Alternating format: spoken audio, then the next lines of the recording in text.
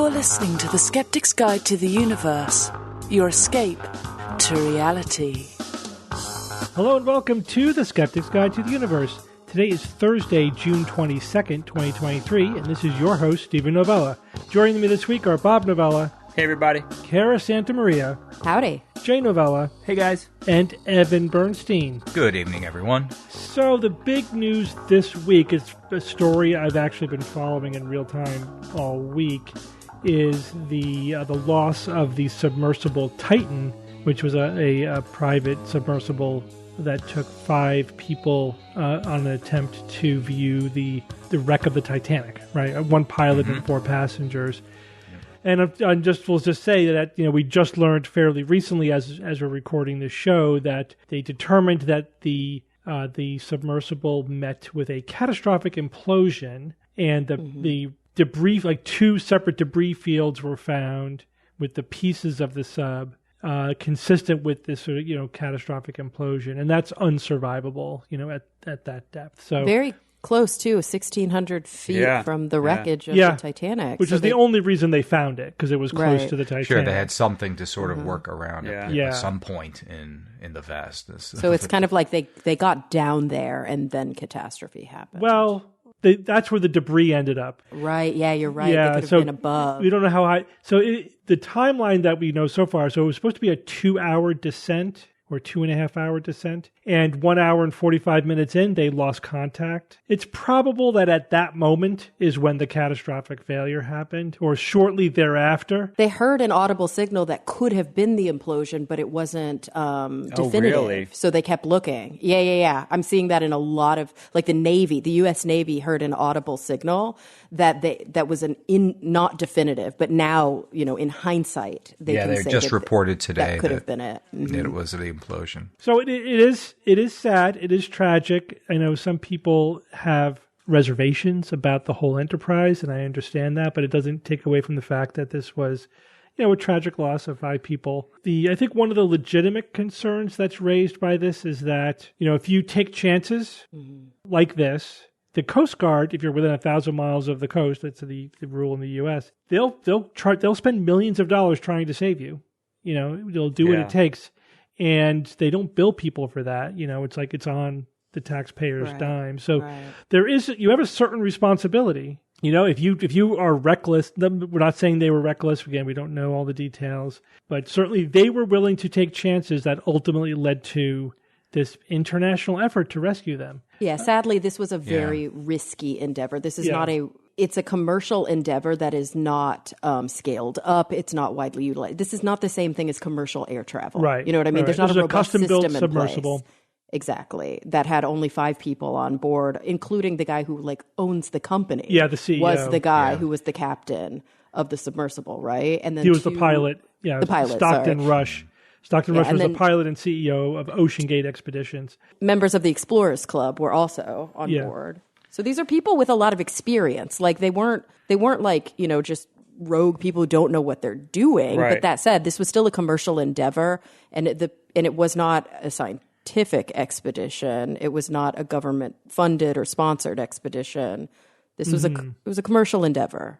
Yeah, and one guy has actually, this surprised me, one guy has gone down 30 times. I mean, more than anyone else, probably. Yeah, I mean, that's a lot more trips than I thought. Nargiolais, Paul Henri, I guess a French guy, 77-year-old guy. Yeah, he's been there probably more than anybody else. They're and we're starting to get early reports. Again, this story is just developing. We have very dodgy information at this point, but early reports of over the last couple of years of multiple people raising concerns about the safety of this particular vessel and the company, and were they cutting corners, and apparently the glass porthole was not rated for this depth, even though the entire enclosure was, etc. But these kind of questions always come up right in the wake of a disaster. Like, why did this happen? What probably this kind of chatter is always going to occur, and we just have to wait and see if there's an investigation and what they find. But it sounds like there were some concerns raised over the safety of this vessel.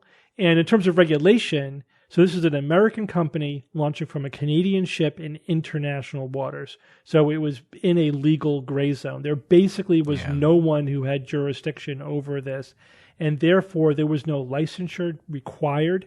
There was no inspection. There was nothing. They didn't do it voluntarily. Some people thought they should have voluntarily allowed their ship to be inspected. And I know, Carrie, you were saying, I don't know if you want to mention names, but somebody. A friend of mine works on a television show where they do kind of like big feats and they travel the world. And they actually did a test dive in this very submersible to see if it could be a story on the show. And they determined that it was too risky. It didn't feel safe enough for the crew, for the on-air individuals. It just wasn't worth the shot for them. And I think that raises sort of exactly what we've been talking about. There are a lot of parallels between this type of ocean exploration and space exploration in that when we're doing something that's either never been done or has been done very few times with very few people, where there's a lot of money on the line and the risk to like life and limb is very, very, very high, it's important that there are a lot of redundancies. It's important that there's a lot of people who are aware of this thing that's happening and that there's a concerted effort. And I'm not saying that didn't happen here. It was really beautiful how the world came together to try, it's worth a life, many people would argue. A life, you can't put $1 on a life. You're going to do what you can do. If you think that somebody is still alive and you can prevent them from death, you're going to do what you can do. But then after the fact, when you actually look at the risk-benefit ratio, was it appropriate? So it was interesting to follow the story in real time. Now we know, obviously, that it probably, they died 4 days ago, when they were on their descent, it seems. But without that information, there was sort of the countdown clock of their oxygen supply, which would have run out this morning, as of this recording, Thursday morning.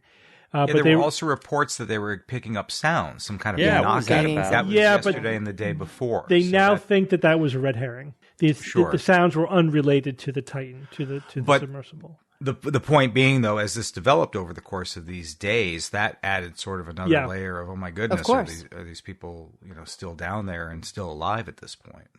Until there's definitive evidence that they're not, you're going to assume that they are. Yeah, you have to do that. And that's the Coast Guard policy. The whole time I've been thinking, because, like my worst nightmare would be to be trapped in a small vessel like that, deep under the sea, with no power. Right? Could you imagine being in pitch black, no light, in this? They said it's like the size of an SUV. Like you're in this small can. It's about 20 feet long. And you're trapped, in this, in a deep underwater. 5 people. The claustrophobia. Very cold as well, if you're there for a while. In a non-survivable environment. In a non-survivable environment. Yeah, that's like, so what would be worse, being trapped like that for 4 days until you slowly run out of oxygen? Or much worse. That would be much worse. Like an implosion would probably have been instant lights out. Like you were just, maybe there was this fraction of a second of like something's happening, but before you could really register what was happening, you were dead. It was that's over. The hope. Or you were unconscious. I think that's probably, hopefully, the solace that the family members of these individuals they didn't suffer for 4 days. Right, no suffering. That's what you want. Yeah. No suffering. It's weird how for the past couple of days, though, people have been saying, I hope it was a catastrophic implosion, because that was literally like the best case scenario, assuming though that they would never be rescued. Assuming they were not rescuable, not that they were right. The other thing is, I've been reading, because again, you're following the story. It's like this dramatic thing under playing. They said if they found it intact, trapped under the water, yikes! They didn't know what they were going to do at that point. Right. Exactly. How do you get it up and safely? They would not have been able to get it up to safety in time. Now, I tried to find out as much as I could about the submersible itself, just to see like what could possibly have gone wrong here. And so first of all, it's a submersible, not a submarine. The difference is that submarines are independent. They could launch from port and go where they need to go and come back. I didn't know that. A submersible requires some other support vessel, which could be a ship, a surface ship, could be another submarine. It could be land-based support, but they don't have their own guidance system, so they have to be told where to go, for example. Oh, so it's almost like a drone that they're riding in? Kind of. I mean, they can pilot it. It was literally a joystick. Oh, okay. They had, I saw that. It was a PlayStation. Yeah, remote. like a PlayStation joystick. Yeah. But that's like they had these 4 electric motors that could. But they don't have like radar on board and all that good stuff. It can't independently sonar. operate. They're dependent upon this other vessel to guide them. Also, they get put into the submersible, and then the hatch is bolted from the outside. Oh, so they can't get out. So one of the scenarios that people were contemplating was that, like, if something went wrong, they can float to the surface. They could drop their weight, and they could also flood their tanks with air. And get the submersible to a point where it would be safe for them to evacuate? Yeah, if it was up high enough. They could. It would go to the surface. Like, it could have been on the surface. Oh, the whole thing itself. The whole submersible, but they would have been trapped inside. Yeah. And so they were searching for it on the surface, and even that was a long shot. The thing is, there were multiple people describing how difficult it is to find something at sea like this over such a short period of time. Well, without a buoy or what are those transponder? Well, a beacon. Transponder, how are there not? How are there not redundant beacons on this? Yeah, I mean thing? they did. Everybody should be. Yeah, they were pinging, their base, but that's what stopped, right? So their ability to communicate is what stopped. But that sounds like one line. Like, don't you need multiple redundant communication abilities? Yeah, I couldn't find analog I was stuff? very interested in that. Like, what's their backup? But the thing is, if they lost power, it kind of wouldn't matter how many. Yeah, that's transponders should be battery operated, though. Right? Unless they have independent power. And then I was thinking, would it be possible to have a completely manually operated thing that just makes noise? Right. You know what I mean? Like a kind of a whistle or something where you could just like pump it with your hand or something, and it creates a loud noise. And noise travels well in water, for sure. Does. I don't know. Remember in, what was it, Hunt for Red October, when they docked up with the Russian ship, the way they they took a hammer and banged on the submarine. That's basically how they were able to tell them, right? So a hammer on an arm or something that automatically would go off to start banging the thing. Well, that's probably what they were sadly scared and maybe hoping that they were hearing. Yeah, it was them banging quote, on banging something. noise. Yeah. Yeah, and then there were one of the concerns is that they were trapped, and this was a very real concern. Even like the pilot at one point said, "This is my greatest fear: is that you get snagged in a net or you get trapped under an overhang. Then you can't get to the surface because even if you drop your weights and flood your tanks, you still can't get to the surface because there's something keeping you trapped on the bottom." Yeah, and it's not like you can dispatch like an assist vehicle to go down there and dislodge you. That actually happened, like I think in the early 1990s, somebody was touring the Titanic, and their submersible got stuck like under part of the ship, and it took a half hour. They got out, but if they didn't get out, they'd probably still be there today. It's pretty bananas that since the 1990s, we've had submersibles going down there and I mean, I know we had the technology like, decades and decades even before that, but I've been looking at these infographics of where the Titanic is. That is really deep. Mm-hmm. It's really far away, like scary deep. Like you need some good technology to be that deep. We're talking lots of pressure. Oh yeah. Yeah. Well, it was made out of carbon fiber and titanium. Mm. Yeah, the submersible, not the Titanic. Right. The Titanic is at 12,500 feet. 12,500 feet. Yeah, that's steep. Oh boy. And it's cold down there. So sad end to a riveting, news story that was unfolding in the last 4 days. But I do think from one perspective, the money aspect of it aside, that they were adventurers. They did something they knew was dangerous. They all signed waivers that said multiple times you can die. Like I think the word "you may die" was in the waiver they signed 3 times. And they were willing to take extreme risks for an extreme experience, and sometimes the risks don't go your way, And there'll come a day where we unfortunately maybe have to talk about this again with all the people who want to do the space lower. There's going to be a lot of parallels there, and we've really got to be thinking about how to regulate those things. Yeah, the lack of regulation is one of the questions that comes out of it. Yeah. All right. Well, let's move on to some regular news items. Do you guys know what neuro forecasting is? Yes. I know what neuro is, and I know what those two words mean. I don't know what they mean in combination. Bob probably read my blog post about it. So this is based upon a news item. This is another artificial intelligence news item, but I couldn't resist, the intersection of artificial intelligence and neuroscience. Basically, it is using AI and machine learning in order to analyze the physiological responses of people while listening to music in order to predict which songs they will like. Right? So sounds pretty innocuous, but this is an interesting, I think, thought experiment. Like, how would this kind of technology play out? Predicting what songs people will like obviously is big business, right? And especially now with streaming platforms like Pandora. Like Pandora, you create, playlists, or you exhibit preferences by which songs you listen to, and then it tries to stream you curated list of songs that they think you will like.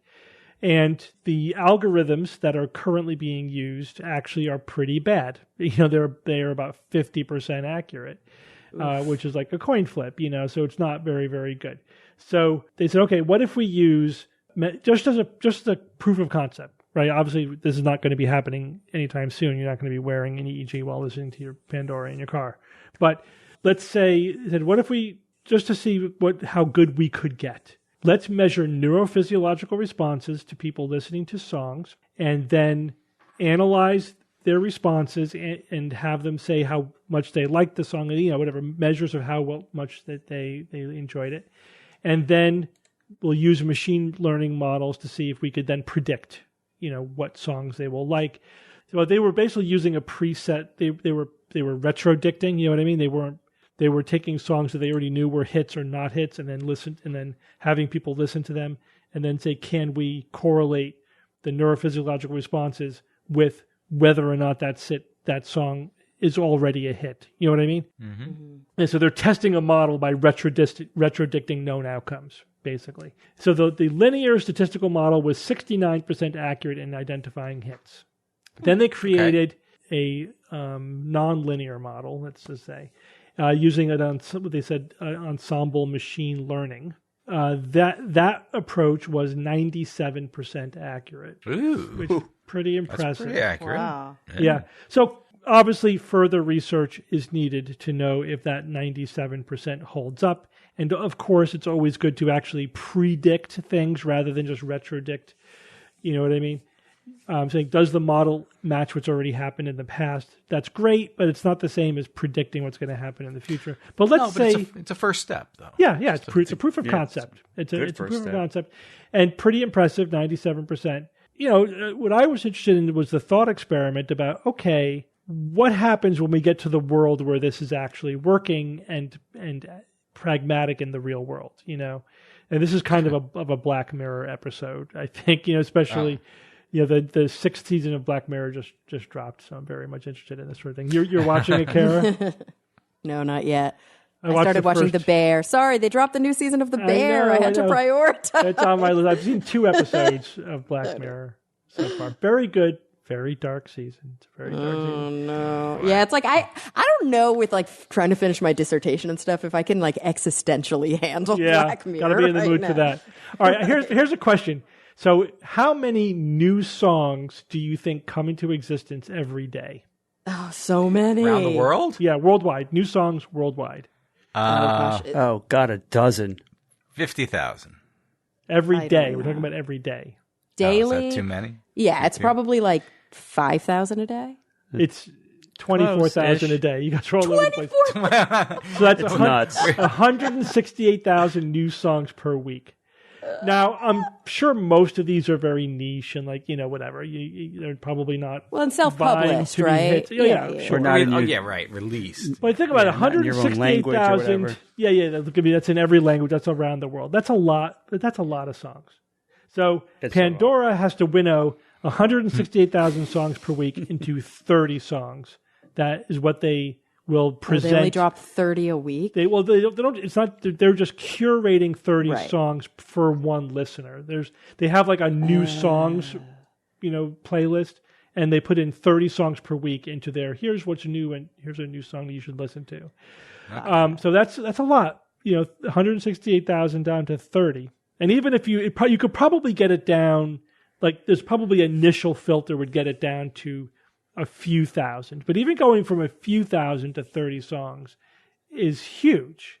Mm-hmm. And, they argue that it obviously takes a lot of work to do that. And because their current systems are not very accurate, they end up wasting a lot of their listeners' time, by feeding them songs they're not ultimately interested in. And they want a system where they can get right to the hits, predict what are the 30 songs that are most likely to be hits and put them in their new song playlist. But, this is my concern about this is that, the other thing is, if we're going to imagine our Black Mirror, version of this, you could certainly imagine a time when some kind of neurophysiological monitoring is built into your smartphone, right? And there's certainly a lot of applications that you could think about that would be like, yeah, I'll turn on my thing that will monitor my whatever it is that it's monitoring to to better. All it will take is some app that says there's some health benefit to whatever, and then everyone will be doing it. Mm-hmm.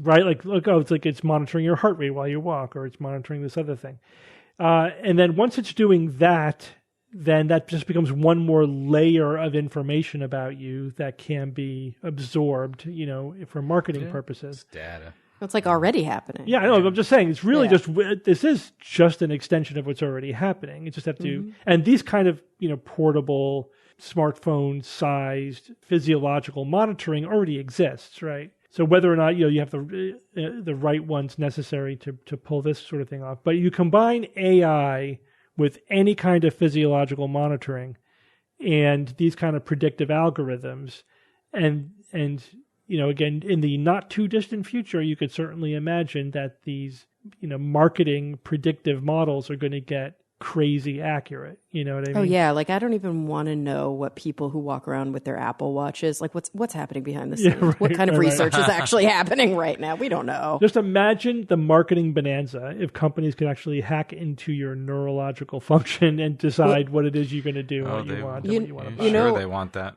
I have been told by some people, like kind of close to the source, and I don't really have details on this, but I've just become more interested in it lately because I'm planning a trip to Disney. I live in Florida right now, right? So of course I'm going to go to Disney World. Like with the Imagineering program, there's some fascinating stuff that they're doing with like their Magic Band research. So, basically these wristwatches that you wear around the park that preload all of your information on them. And of course, right now they don't have physiologic monitoring, but there are all of these touch points around the parks. Like clearly you can scan your watch to go on the ride and to unlock your hotel room door and to pay for your food. But it's also like, hi, Kara, welcome to this thing that I'm going to try and sell you. Hey, we haven't seen you in 6 months. It's good to see you back. Last time you really enjoyed this meal. How about we try this? I mean, it's getting to a point. Yeah. Especially in a closed loop. Like Disney is a little bit like Black Mirror. Mm-hmm. It's like it's the happiest place on earth. Yeah. Exactly. And it's getting to the point where I think we're going to see that, and it's going to be so commonplace that we won't even see it as dystopian. We'll see it as normal, helpful. Yeah, helpful. Not just normal, but like helpful. Oh, yeah, beneficial. Amazing. Yeah. So I kind of see it as a marketing security blanket, right? In that there's a lot of positive sides to it. Like if somebody really did know, like there's this gadget that I really would want to buy if I knew it existed. And therefore, giving me information about it is good for both people. I get something I want that I didn't know existed, and they have another customer to buy the thing. And of course, that's how they sell their targeted ads. We're just, giving you ads that are meaningful to you. Mm-hmm. But think about sort of the end stage of this kind of bubble of curated content just for you. Right. So there's just think about what it does to politics. Yeah. Think about the political aspects of that. And now, they're just taking that to the nth degree. And then this could absolutely extend to politics because, that's selling you something too, right? Which at a certain point, it's just it becomes your whole reality. Yes. Like we don't even call it politics anymore or marketing or anything. It's just your constructed reality. Yes, exactly. Yeah. But let's say even if we just stick with art, with music, let's say, the downside is that you're going to be fed things that neurologically you already like, which kind of takes away the opportunity for your likes to change. Or for you to be exposed to new things, or for your likes to evolve over time, or to be surprised by something that maybe initially you didn't like, but then it grows on you. How sad! It's like the epitome of a fixed mindset. Yeah. Just doing what you're already good at all the time and never challenging yourself or growing. Right, never getting outside your bubble, your comfort zone. I already hate this about the movie industry, right? They keep feeding me shit that I liked 30 years ago, right? And it's like, could you give me something new? Like the thing that kills me is that the most successful everything TV show movies are the ones that are surprising, that are different, that are innovative, and then everybody wants to replicate it. It's like you can't replicate something new. It's not new anymore by definition. But, I could just see this is it. You're going to be totally locked into just whatever these AI algorithms predict is the thing that will already maximally stimulate you. And of course, that gets extended to, could be extended to everything, into the foods that are offered to you, not just movies and music, but also the political opinions that are fed to you, the constructed fake reality that's fed to you as news. Right.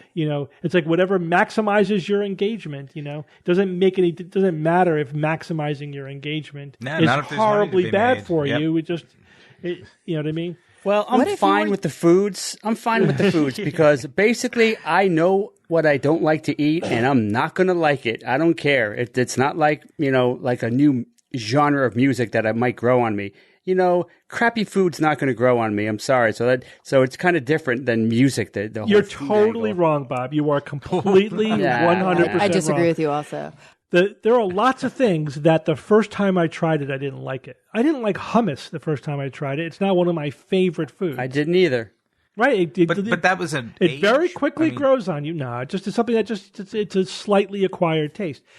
Then again, I have this story I tell about when I was in college. Out of desperation, the only kind of bagel they had left was a cinnamon raisin bagel. And I got a pizza bagel on a cinnamon raisin bagel. Yep. Who would ever do that deliberately? And it was sweet and savory? It was awesome. Kind of good. Yeah, of course. I never had it any other way.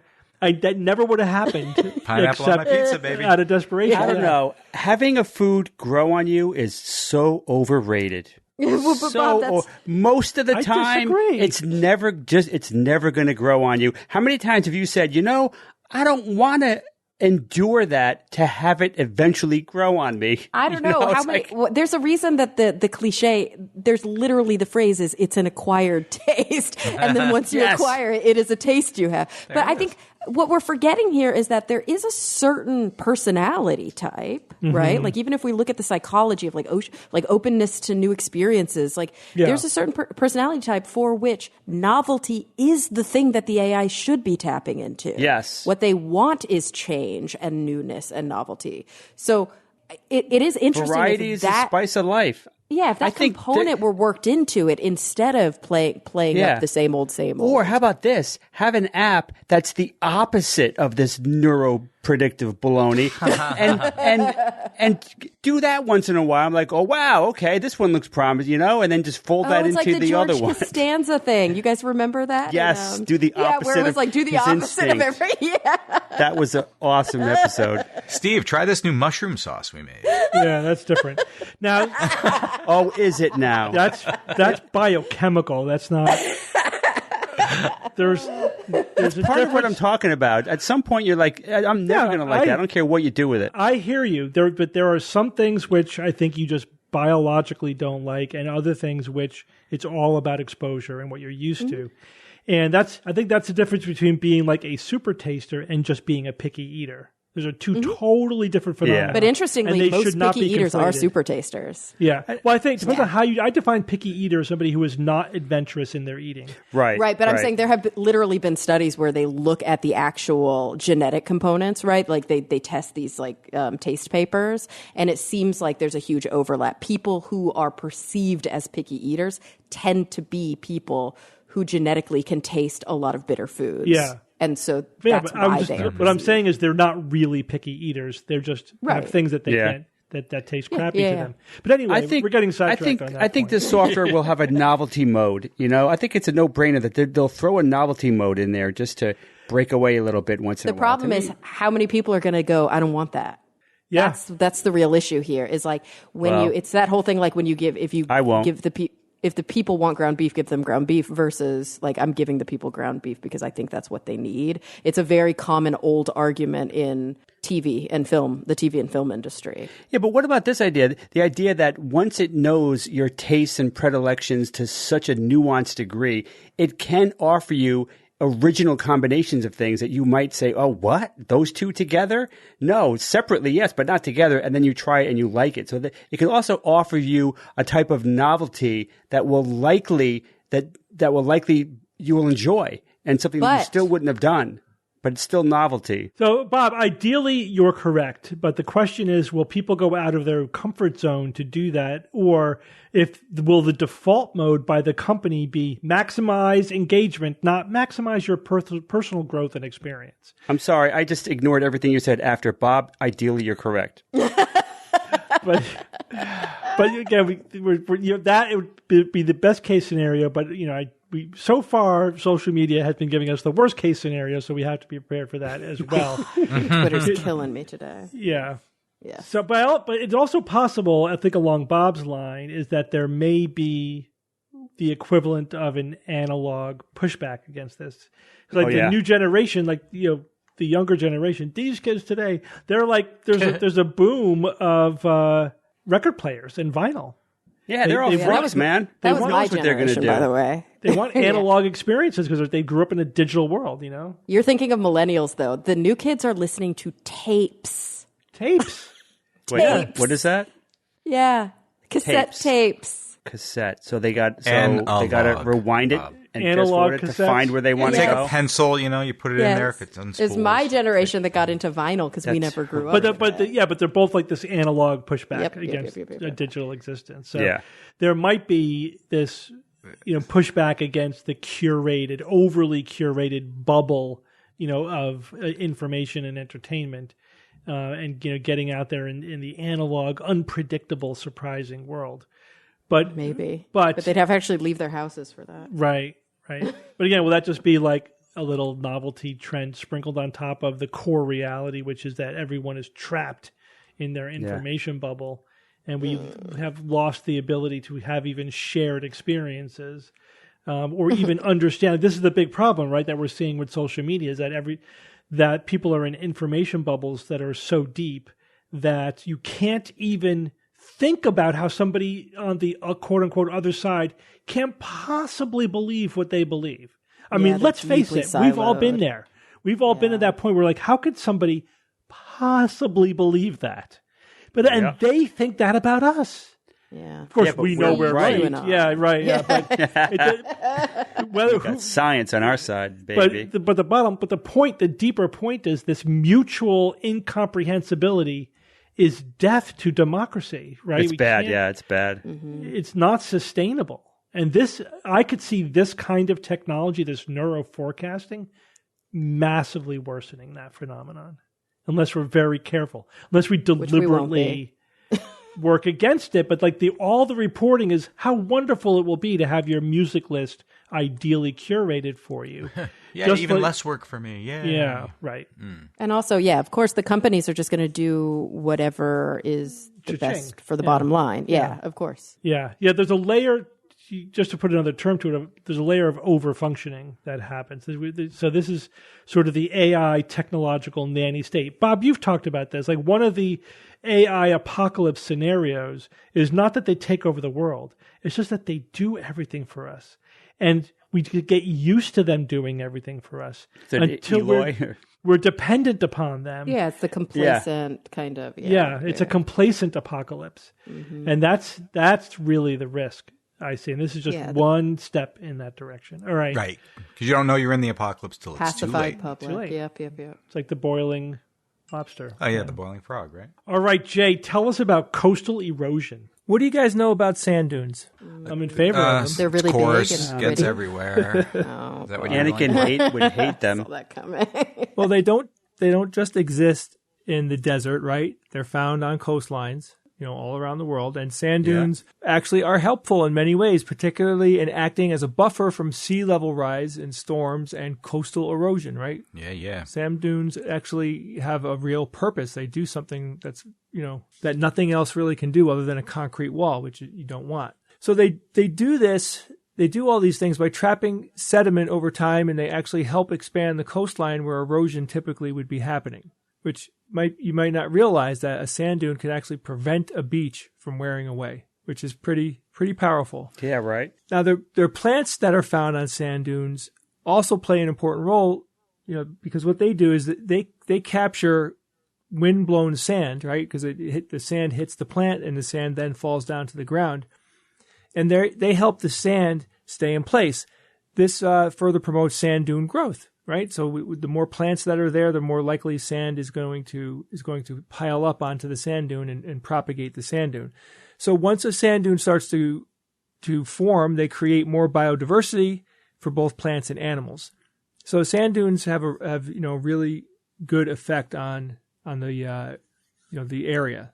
Southern California is a good place to consider the effects of sand dunes because right now, over 45% of Southern California's coastline is machine groomed, right? You guys know what that means? They have, machines are basically, it's like a truck that has a way of, reaching down into the first few inches of the sand, and they pick up any debris that's there. They run them over the sand, and it basically just sifts through, picks up debris, plant life, things like that. It just makes the sand clean. Quote unquote clean. So what's left is a nice flat beach. It offers plenty of space for people to have fun. Of course, removing plants from the sand has a heavy effect on local wildlife habitats, which is, an actual problem. Native species can and do become locally extinct because of practices like this. So researchers at the University of California's Marine Science Institute ran a study on 12,000 square meters of beach. It's a pretty large area of beach that they were looking at. This was Santa Monica Beach, and the study started in 2016. They monitored the beach for over 6 years. So like I said, the site that they picked was groomed by heavy machinery. It was also made larger at one point by trucking in sand from other areas to make the beach bigger. So the study stopped new sand from being brought in by trucks and put up fencing on 3 sides of the beach. So the opening of the fence, if you look at a square, imagine in your head, and there's only 3 sides to the square. The open part is facing the ocean, right? Can you visualize that? So they also planted seeds of native dune plants. The dune was monitored to see if more sand was trapped there and to see if any plants or animals moved in. So let me quickly tell you what needs to be in place in order to form a sand dune. So you need a large supply of sand. In this case, the beach on Santa Monica, they're so deep. The beaches are very long, right? There's a big distance between like the parking lot and then the actual water. So that depth of beach is very good for forming sand dunes. You need a flat beach. The sand has to have time to dry. So meaning that the water line should not be going very much near or even up to the sand dune. Onshore wind, meaning that you want wind blowing from the ocean coming onshore, which brings the sand from that direction back into the back where the sand dunes are. And you need some kind of obstacle to trap the sand. And in this case, it was a man-made fence that they put up to start trapping the sand. So keep in mind, when they started this, it was perfectly flat. There was nothing other than the fence that they put up. The entire beach was flat and clean. So 1 month after putting in the fences, they noticed an increase of sand, and after 2 months, new plants began to grow already, right? So we're only at the 2-month mark, and plants were already starting to grow. There was 15 centimeters of new sand after 6 months. Around the 8-month mark, dune beetles moved in, and the dune beetles were not seen anywhere else on the groomed beach, so they only were interacting with the sand dune. And also, and most impressively, an endangered bird species, which is known as the western snowy plover, had come back after no sightings in over a decade. Wow. Wow. That's impressive. Yep, the birds were breeding on the dunes, right? So they're attracted to the what they see. Birds actually visually see the sand dune, and they come back and they start breeding. How did it look to tourists? Like, did it affect their appreciation or their ability to utilize the beach? I don't think it did at all. I mean, even though it's a big area, the beach at Santa Monica is utterly huge. If you look at the pictures, there's still a nice stretch of beach for you to do whatever you want to do on. Yeah. Right. Yeah. So the dune is and back in that from stretch of beach, they were still using the old technique? Yeah, the normal parts of the beach that weren't the sand dune area, they had two places. They had the sand dune area, and then they had the place that an untouched place that was being maintained the same way as the previous beaches, right? So like, I see. Yeah, so I think from looking at the schematic here, it looks like there's like the intertidal zone, right, from the high tide to low tide, and that's the same. They don't groom that because that's the water's coming in and going. Farther inshore from there is either groomed or dune or dune, right? And Gotcha. And so people hang out on the groomed part of the beach, and then basically the ecology is thriving in the dune part of the beach. correct. Right. Yep. Which, whether it's groomed or not, just thousands of people being on the beach drinking their beers and like lying down is going to F up the ecology anyway. Yeah, but it's not just So the having them ecology; it's also building sand up rather than eroding it away. Which is incredibly important. So so that we don't sink into the ocean. Oh yeah. Now after 5 years, they went back, of course they're studying it all the time, but at the 5-year mark, the overall volume of sand had increased 30 cubic meters per 1 meter of shoreline. Now, I know that might not be an easy thing to grasp. That's a lot of sand. 30 cubic meters per meter of shoreline, right? It's a huge volume of sand. And then at the 6-year mark, there was 1,730 cubic meters of new sand at the site. That wasn't there when they started. The dune was 1 meter high, right? So, roughly 3 feet high. And to visualize this is more sand than you could fit into a 40 by 40 foot room, which it's a huge volume room of sand that slowly over that time, accumulated. 7% of the new dune site was covered in vegetation. And interestingly, the different plants that they had seeded on these sand dunes, they ended up growing in different places on the dunes, right? The plants kind of selected where they could thrive best. So the plants were like growing in clumps in different places, depending on what kind of plant it was. Now keep in mind here, plant roots can grow very deep into the sand, and they are very important for the stabilization of sand dunes. So you do need to have these grasses and different types of plants on there to help hold the sand dune in place. It's also important to note that there was minimal human involvement after the fences were put in. They basically did nothing. They just they observed the changes in the sand dune. So this seems like a no-brainer, that we need to think about the ecology in a different way. It shouldn't be what's maximally best for humans. We should be trying to balance, human access and use to nice places like, a nice flat beach, but also save space for features like sand dunes that do a lot of things that are natural, that, part of the world's ecology that already, that they serve functions. I just think it's incredible that all they had to do was hammer in this fence and a whole ecology, sprouted up because of that. Mm-hmm. That fence was the first thing, the wind hits the fence, there's sand in the wind, that sand drops down, and it started this process. Where does the sand go otherwise? Does it go back out into the ocean, or does it blow into the air like upshore? Well, first of all, in the non-dune scenario. Yeah, non-dune scenario, what from my understanding is that beaches will typically slowly erode. I think it also depends on the way that the wind blows and things like that. Mm-hmm. But the erosion is back out to sea usually? It's probably both. Okay, yeah. They mainly just say erosion. They don't really detail where it goes, right. But usually when we think of erosion, of we think of into the waterway, not away from the waterway. Yeah, but they also talk about the sand being loose so that it could blow away. So I think both is happening. Basically. Another cool thing I found out is that there are different levels of sand dunes, and the easy way to think about it is that sand dunes get bigger the farther away from the water they are. So, you could think of like the very beginnings of a sand pileup, or a very small sand dune that's relatively closer to the water. That is like a baby sand dune. And it won't get any bigger because of its proximity to the water. But as you get farther away, the potential for the sand dune to get larger increases. So you have like levels of sand dunes that go up as you get farther away. All right. Thank you, Jay. Bob, what has the Milky Way's supermassive black hole been up to recently? Defined recently. Well, let me just go Check through its it. Twitter account, see what it's posting. An international team of astronomers recently published evidence that the huge black hole in the center of the Milky Way left its typically relaxed, almost comatose state 2 centuries ago to enter a phase of extended eating and radiation emission.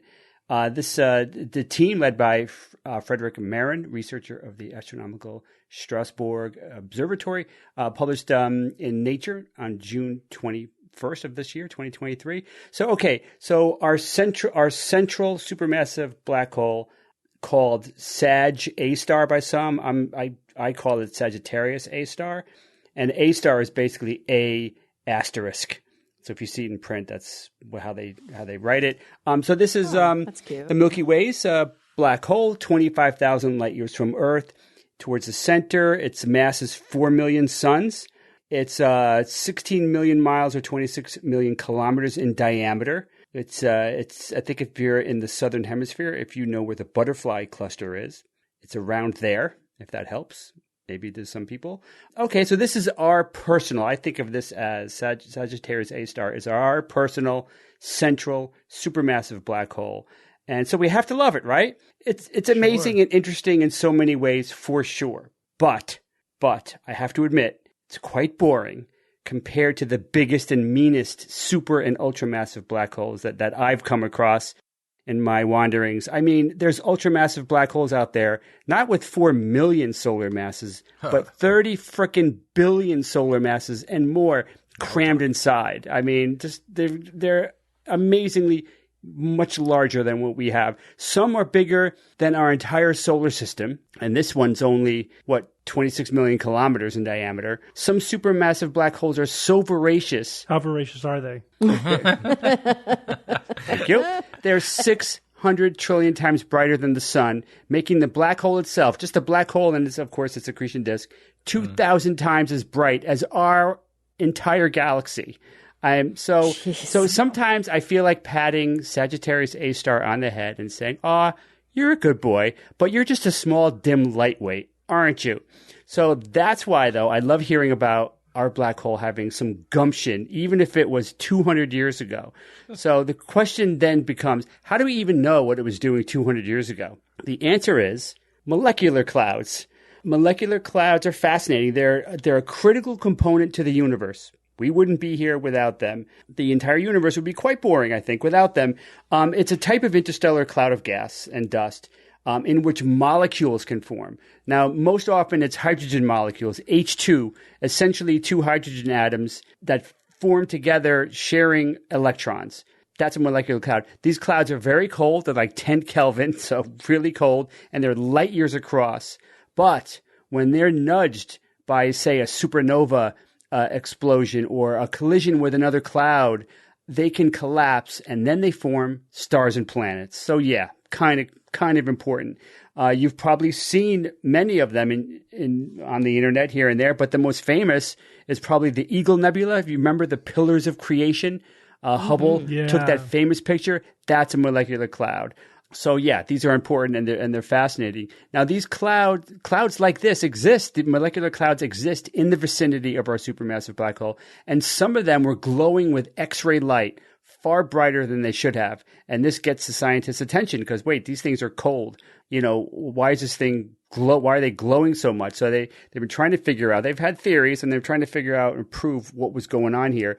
Now the scientists combined observational data from Chandra X-ray Observatory and other observatories and other data from other missions, and they saw that the X-rays from the molecular clouds were oriented or polarized in such a way that they pointed like a compass to the source that blasted them with X-rays in the first place. And what do you think it pointed at? Yes, it pointed to our buddy Sagittarius A star, our black hole. That's where the X-rays themselves pointed to. Kudos to the researchers on this, because researchers and scientists have been trying to do this precision work to show this for a long time, and it was always impossible to do. They have not been able to do it until now. So these guys definitely deserve some serious kudos to be the first to look at this polarized light and accurately enough and nuanced enough to say, yes, this is how it's oriented, and it's pointing right to our black hole. Now, when Sagittarius A star eats something, which it actually does fairly often, more than I realized, it would typically gravitationally pull in some gas right into its orbiting accretion disk, which is swirls around and around like a drain, and getting the gas gets really, really hot. The closer it gets and the faster it goes. And it emits a tiny flare of X-rays right before the gas, before the gas disappears past the event horizon. X-rays burst out, and those flares last for something like minutes. It's just like a really tiny snack. And this happens, they say, fairly often. I don't know what fairly often is, but it happens. But they're little things, just for a couple of minutes. Oh, look, there was a little flare of X-rays that we see, little spike in the X-rays that only last for a couple of minutes or so. They determined, though, through their research, that these glowing molecular clouds were likely giving off what they call a light echo, which is basically reflecting the X-rays from a feeding event that happened 200 years ago. And they figure that the feeding didn't last for minutes. This feeding event lasted for a year and a half. A year and a half. Huge for our poor little tiny supermassive black hole. That's a gargantuan meal, Jay. That's like a million Thanksgivings, Jay. That was huge. A year and a half of eating when now it just snacks for a minute or two. That was an event. During that time, the intensity of its emissions was at least 1 million times greater than what's being emitted now by Sagittarius A star. 1 million times greater. I loved how the researchers compared this. They said they compared it to a glowworm that was like unseen in the forest. And this glowworm suddenly becoming as bright as the sun. So yeah, that talk about orders of magnitude increase. So our galaxy became very, very bright. So this is the quote from the paper. They say, the data implies that some 200 years ago, the X-ray luminosity of Sagittarius A star was briefly comparable to that of a Seyfert galaxy. I know a Seyfert galaxy is a super bright galaxy, almost as bright as a quasar. That made me so proud of our little supermassive black hole. Back to you, Steve. All right, thanks, Bob. So, Evan, have aliens landed in Las Vegas? I suppose it depends on who you ask. And you might be surprised at the number of people who would answer yeah to that question. No, I wouldn't be. This wouldn't was be surprised. pathetic. Surprised. All right, so I got to take you back, give you a little backstory. Back on April 30th, several people across eastern California, Nevada, and Utah reported seeing a flash. Something bright had streaked across the sky. What could it be? Nope. Hey, well, exactly. No big deal, right? Lights streak across the night sky all the time. It could be a string of Starlink satellites, or it could be the International Space Station, plain old micrometeoroids, grains of space sand burning up in the atmosphere. All these things we know about them all. Nothing extraordinary, nothing to see here. So why is this a news item? Well, because when you have footage of something streaking across the sky, and you couple it with a 911 emergency services call, and you release it on the internet, you have something mundane that turns into a social media tsunami so big that news agencies around the world are covering this thing as if it were truly newsworthy. Yeah, plus, though, we're also going through a little bit of a stupid renaissance in UFOs now. It's really spiking right now more than usual. And if you check your calendar, we're not far from Roswell Day, which is always around the 4th of July each year. So these stories, at least as far as the news cycle is concerned, get to be tuned up. But yes, there are some other things at play there, Bob, definitely that are feeding into this. But Nevada and Las Vegas, a person saw the streak of light. They called 911. Now, this was about 2 weeks ago, and the transcript of the 911 call was released. So about for 2 weeks, we've known this. Here's the main part of that 911 call. The dispatcher says, okay, what's going on over there? The caller says, okay, lady, me and my dad and my brother were working on a truck in our backyard, and we have a big lot outside. We could see in the corner of our eyes something fall down from the sky, and it was with lights. When it hit down, there was a big impact, and we felt a lot of energy, and we heard a lot of footsteps near us. We have this big equipment. We see that there's an 8-foot person beside it, and another one beside it. It has big eyes. It's looking at us. The dispatcher says, okay, where is this on your property? The caller says, it's in my backyard. I swear to God this is not a joke because we are really terrified. The dispatcher says, there are two subjects in your backyard. And the caller says, correct. They're very large. They're like 8 foot, 9 foot, 10 foot. I don't know. They look like aliens to us. Big eyes. They have big eyes. I can't explain it. And a big mouth. They have shiny eyes, and they are not human. They are 100% not human. All right, that's the meat of the 911 So they were call humans. that got released. So, okay, but then it gets better. Police officers are dispatched to the location, and their body cam recorders are on and recording at the time. And one of them is overheard saying, I'm so nervous right now. I have butterflies, bro. Saw a shooting star, and now these people say there's aliens in their backyard. They arrive and they start talking to people, and also as part of that recording from the police officer says, I'm not going to BS you guys. One of my partners said they saw something fall out of the sky too. So that's why I'm kind of curious. Did you see anything land in your backyard? So then they're being shown over. The officers go to the part of the property where the sighting supposedly took place. And he stops to ask another person on the way if they saw anything. And he says, it sounds crazy, and this is the officer saying, it sounds crazy, but you never know. I don't believe in what I saw right now. I do believe in it. And that was what a witness had told police. So you see, feeding into sort of into all of this. I do believe in spooks. I do believe in spooks. Yeah, exactly. You guys seem legit scared, and I don't blame you. So here it is. So you got the streak of light seen by many people. This call to 911. Report of 10-foot-tall extraterrestrials. Cops showing up, adding their, expressions of nervousness and butterflies. The partner saw the light as well. And you take that, you release it to the public. Someone sees it on social media. Before long, the hive mind notes the curious timing of this released footage immediately on the heels of the news, which we talked about. Former intelligence official David Grush alleged that the U.S. government has a covert program focused on recovering debris from crashed non-human origin spacecraft and attempting to reverse engineer that technology. So you take all those things, you mix them together, within a few hours, you're breaking the internet with shares, likes, tweaks, instas, ticks, and talks. And it's not too long before news outlets all over the world are reporting on the matter and treating it in such a way that, it's a serious discussion that's going on. Because I watched some of the newscasts on this, and they had their investigative reporters doing segments. They inviting guests to come on the news, offer their opinions about their expertise in whatever that might happen to be. So this has been going on for about a fortnight. But the latest and greatest news about this viral sensation of a news story is that NASA has chimed in on this. Yep. And they said just the other day, the streak of light in the night sky back on April 30th, which started it all, was a meteor. Less than a meter in size, fell through the sky, and it certainly was not, they had to say this, it was not a UFO that crash landed in someone's backyard. The meteor was recorded in the American Meteor Society's Fireball logs. NASA did not pick it up from their near-Earth object studies program because it was too small to go. If it's under a meter, they don't... that it doesn't hit their radar per se. But so it was too small, and based on the energy it released, apparently they have all kinds of measurements on this thing. They said no way, this thing is a classic small micrometeoroid, came in through the atmosphere, very bright. And by the way, that thing streaking across the sky is no way it landed in Las Vegas.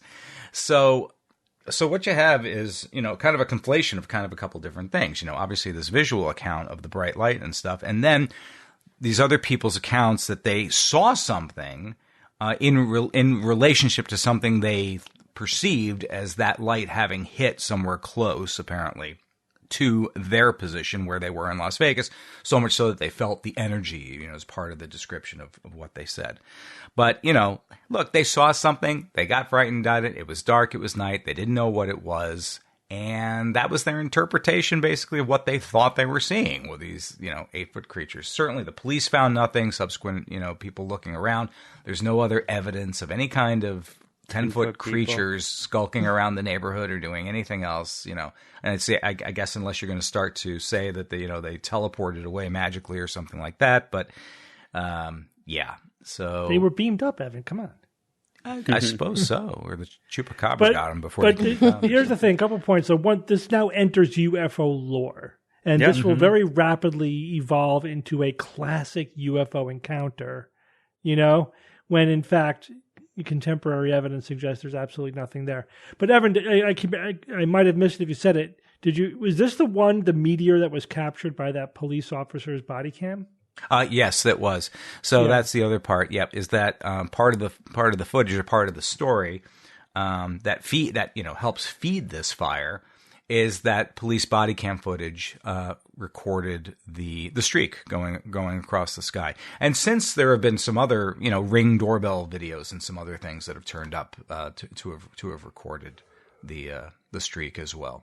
And it was clearly a meteor. It was clearly a meteor. The video was so obvious what it was. It's just like, oh my God. It reminded me of, we make the point that, and I wrote about this today as well, the idea that, you have two hypotheses, right? You have the hypothesis that the UFO phenomenon is all just self-deception and cultural belief and all that sort of stuff, the psychocultural hypothesis. Then you have the one that it's actually aliens, at least some of it. And it's like, okay, well, we have 70-year natural experiment now where we had a massive increase in the number of cameras that are all over the place. Oh, yeah. If the psychocultural hypothesis is true, we should expect no increase in the quality of the video evidence. It should just be more crappy evidence. If aliens are visiting the Earth, we should expect some increase in the quality of the photographic and video evidence. Massively. As cameras and videos get ubiquitous. How about one increase? Yeah, this is just increase by one would be nice. This is just a good example of that. We caught a meteor on a cop's body cam. There's so many pictures and video out there. We would expect that we would have seen something slightly compelling by now. You would think that the people could have started recording while they were on the phone saying, I see 10-foot figures in my backyard. Of course, when they do, that's not an event because then you figure out what it is, right? Right. Again, the ambiguity is the phenomenon. Always. But then, and then they have, so a police officer's body cam picked this up. Police officers are commenting, basically feeding into their belief in the system. Then the news runs with it and they report it and they're treating it like legitimate kind of news stories. They're having special guests on, they're running special segments, they're releasing their investigative teams out to it. There's this, like I like to say, there's this cultural saturation of UFO phenomenon that we have, mostly, in America, certainly, Western culture, perhaps overall, in which it's not even questioned anymore whether really aliens sort of exist. It's simply, when will we, when can we when can we be the ones to finally break the news story or provide the definitive evidence that yes, they are here finally. But there's no skepticism up front, I should say. That to guide your way, it's almost accepted that it's just a matter of finding it. The phenomenon does exist. We just have to find it. Let's go find it. And that's from police officers to news organizations and other people in government. Obviously, clearly with the stories that we've been covering for the last couple of weeks, it all feeds into that cultural saturation of this. Yep. All right. Thank you, Evan. All right, Kara, you are going to review an interesting study about alcohol use disorder and its effects on intoxication. Yeah, I'm actually really, this is fascinating. So a new study, it was published in the journal Alcohol, Clinical and Experimental Research, whole journal dedicated to that, called Holding Your Liquor, Comparison of Alcohol-Induced Psychomotor Impairment in Drinkers with and Without Alcohol Use Disorder. Holding your liquor is really the key term here. So what these researchers, and these are the researchers, Andrea King is the lead author here. she has an ongoing project at the University of Chicago called the Chicago Social Drinking Project. And this has been going on since 2004, where literally in the lab, they get people drunk. And then they look at the outcomes of this. And it's fascinating. They have a huge database of information that they've gleaned from this. And in this project, they wanted to know if there's anything to that sort of folk wisdom that heavier drinkers have higher tolerance, that they can hold their liquor better, right? Okay. We've all kind of, right. Yeah. They become kind of desensitized to it to a degree. right. And we've all kind of known people or experienced different things like that. So they did a really fascinating study. They basically split their group into 3 distinct, I guess, drinking levels. And this is based on their, this is not a randomized control trial. It couldn't be, right? These people already drank in this quantity. So they had light drinkers, heavy drinkers, and individuals with alcohol use disorder. And I'm going to tell you how they defined that. So light drinkers are individuals who consume fewer than 6 drinks per week and rarely binge drank. You got to remember, these are all people between the age of 21 and 35, so they drink a lot. So even the light drinkers, but rarely binge drink. Heavy drinkers were individuals who consume at least 10 drinks weekly, and they consider themselves to engage in 1 to 5, binge drinking episodes per week. Heavy drinking episodes per week. That's how they define it. I know. And then alcohol use disorder is really high. 28 or more drinks per week for men, 21 or more for women, with at least 11 heavy drinking occasions per month. Oh my God. Yeah. So heavy drinkers, right? Alcohol use disorder, right? They actually qualify for the diagnosis.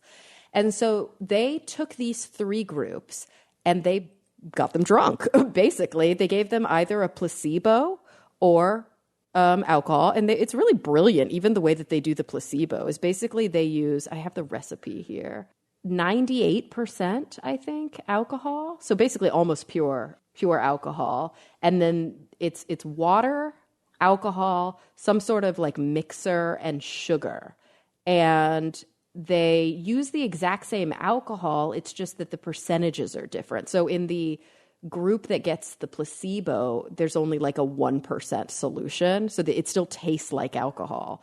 And in the group that gets the alcohol, it's actually pretty high. 190 proof ethanol, 1% volume for the placebo, as they call it, as a taste mask, and then 16% volume based on body weight for the actual alcoholic beverages. And it's actually different for men versus women because of, obviously the fat content and the way that we metabolize alcohol. And then they looked at different time periods after they gave the individuals the drink. This drink was basically dosed to represent 4 to 5 drinks in a normal night of drinking. It's like a heavy dose of alcohol, but they're calling it the, quote, standard drink of a normal night of drinking across the board, right? Like a normal heavy night, if that makes sense. Is that kind of... Yeah. So what do you think that they found in the light users, the moderate users, and the and those with alcohol use disorder? Well, I read the study, so I know. You can't ever answer these. I was trying to do these. What do you think? It's you're not allowed to answer. What do you think, let's say the AUDs, the alcohol use disorder group versus the light drinkers in this task where they drank something that was kind of the equivalent to 4 or 5 drinks? They did a couple tasks that were fine motor, like a groove pegboard task. They did a symbol matching task where they had to look at a key and write down symbols as fast as they can. Yeah, who do you think was more impaired? Yeah, Jinx. I don't know. I'm guessing that they were similarly impaired. That would be the safe bet. No, it's actually what kind of the folk wisdom is. The good. lighter drinkers were more impaired than the heavier drinkers. But then they said, let's Mythbusters their ass. Let's give the heavy group a dose of alcohol that's more consistent with how they usually drink. And so they gave them a dose of alcohol that was more consistent with 8 or 9 drinks. Yikes. They didn't do that to the light group because they don't drink that much. Right. Oh. So they upped it a lot. And we're talking the difference between the blood alcohol content was, not the blood alcohol, sorry, the breath alcohol content, 0.09 grams per deciliter in the lower dose. And then with the very high dose, they got them to 0.13 grams per deciliter on a breathalyzer. And they found, what do you think happened once they ramped it up with the heavy drinkers? They fell right in line with everyone else and got wasted. It was worse. Worse. Yeah. Their they got their more wastedness wasted. was worse. Yeah. And so there's a couple surprising findings here, because they also gave them a measure that asked them to subjectively say how impaired they thought they were.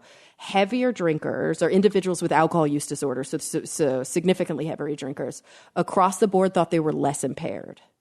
And while it was true that they were less impaired at low levels of alcohol use, they were actually more impaired at high levels. Holy crap! But they That's why still when people thought, get behind the wheels of cars, they have no clue what the hell's really going on. They have no idea how drunk they really are. None. yeah, they still thought that they were less impaired. This also shows that they actually cannot hold their liquor better at the rates at which they actually drink. They can at low rates. Social drinking rates, yes, it's true. They might not seem impaired early on because they're not impaired, because they probably do have some amount of tolerance. But once they get drinking at the level that they are usually drinking, they're actually more impaired. And so for we're longer. And for longer. Oh, yeah. At the makes 3-hour sense, mark, they still hadn't returned to baseline. Whereas the others return to baseline much more quickly. So, and of course, this is an acute test, right? Like, we're looking at impairment, active, acute impairment. We're not even looking, and I mean, there's tons of studies that show the long-term effects on cognitive function. It's pretty telling. And apparently this is the first time that they've been able to do, or that anybody's thought to do, a controlled study that specifically looks at this question. And it's not what we would expect, right? It's that it's nuanced. Yeah. At low levels, they actually can hold their liquor, but at the levels that are consistent with how they usually drink, they hold their liquor worse. And I think we've all anecdotally seen this in people that we know who have alcohol use disorder, you know, what we used to call alcoholism, where there's a certain point in the night where they seem good, and then there's a point in the night where it's like, okay, here's the problem behavior. They still get more drunk. They get more drunk than the other people, based on their typical use. Yeah, but what if the light drinkers drank as much as the heavy drinkers? Did I miss that bit? No, they didn't. They couldn't. They don't go that that's like not ethical to do that. To yeah, them. but they would probably get smashed. You know, yeah, they'd worse. They'd probably black out. It would probably actually be really dangerous to them because they don't have any tolerance. Well, that's just it. They would be worse off than the heavy drinkers. So the heavy drinkers, they drink till they're severely impaired, but they can actually handle that better than the other people. No. As well. Oh yeah. They handle that absolute amount of alcohol, but they don't handle their usual level of drinking better. They handle it worse. They're more impaired for longer. Yeah, but how much of a surprise is that? They drink more and they get effing ripped. Because at low levels they're not ripped. It's answering one nuanced question. So yes, it's not surprising from a pharmacological point of view. You drink more, you get there's more a dose impaired. response curve here. But the question is, are heavy drinkers drinking to the same level of inebriation as light drinkers? It just takes more alcohol, or are they drinking to greater levels of inebriation? This study answered that narrow question. Yeah, they're drinking to greater levels of inebriation. They're not just building up a tolerance to the same level of inebriation. You know what I mean? It's not just taking them more alcohol to get just as wasted. They're getting way more wasted. It's taking them more alcohol to get more wasted. And that's part of this disorder. Yeah. Yes, right? that's part of why it's an alcohol use disorder. 100%. Exactly. Bob and Jay, I don't know if you remember, Carrie, you asked if you've seen people like this. When we were younger, there was one person who worked for my father. And at the company parties, which would happen once or twice a year, this guy would get drunker than any other human being I've ever witnessed in my life. Like, he was not really even able to stand. Like, he was completely sick and separated from the world, you know. Do you guys remember this? I remember him stumbling off at one point to get into his car. And they had to run after him, basically, and not let him do that because, that would have been a death sentence. Oh, my gosh. Yep. Unbelievable. Yep. I've seen people so drunk they walk through a plate glass window. Yeah. Through it and keep going. It's like, how are they not already twice unconscious? in my life, if you can believe that. I don't know if it's a function of growing up in Texas or what, but I've definitely witnessed a lot of really severe alcohol use disorder in my life. And I think everybody listening to this show right now can think of those people that they know, and maybe it's them, the previous versions of themselves, who got to that point. And obviously this study doesn't get into the why of it all, but this lab does look at that quite a bit. And there's it's actually really interesting. It's an open access study, so anybody can download it and read it. It's not behind a paywall. Holding Your Liquor. You could just Google that. Holding Your Liquor was published just recently in the journal Alcohol, Clinical and Experimental Research. It's actually quite easy to read. The lit review, sort of the introduction section, is pretty fascinating. There's some good history in there.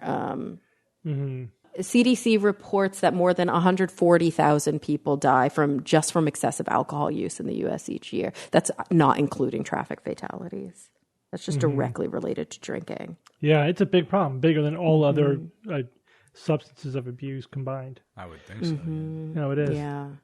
I don't drink at all, but I can intellectually understand why somebody might want to get buzzed, to lubricate things or whatever. Of course. But I just don't understand why somebody would deliberately pickle their brain to the point that they are incapacitated, like completely, and they black out and they have no memory. How could you enjoy something where you've had no memory of what happened? Well, most people don't, and that's the thing that we have to remember is that disorder.